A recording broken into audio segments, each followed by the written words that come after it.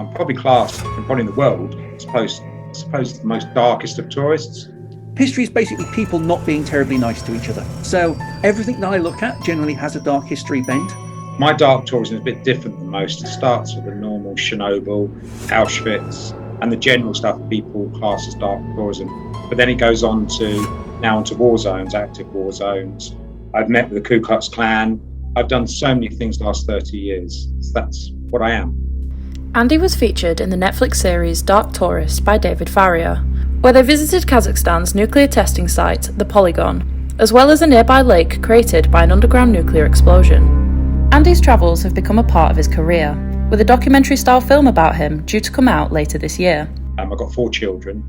I'm married and really happy, mate. My life is fantastic. I've got a lovely family. I love my children. So why would you risk going to danger zones? I've been shot at. I've been taken hostage.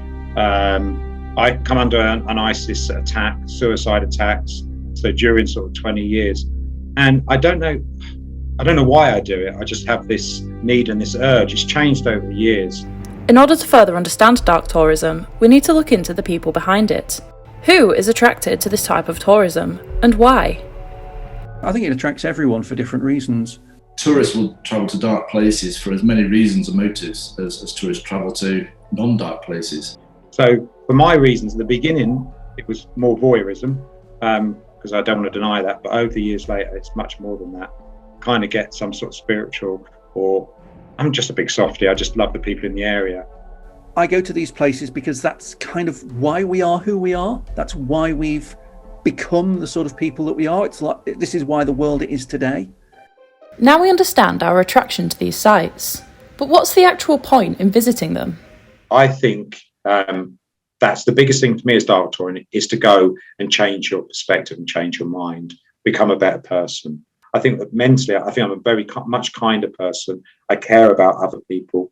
I think the journey that I've taken has made me compassionate. We need to think of dark tourism as a very valuable context for understanding the relationship between tourists and the events that these places commemorate, or the people they commemorate.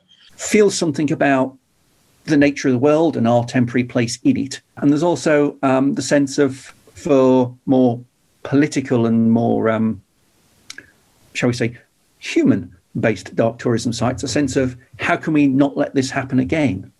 Also, I think there's nothing inherently wrong with people learning, just in general. But is there a negative side to dark tourism?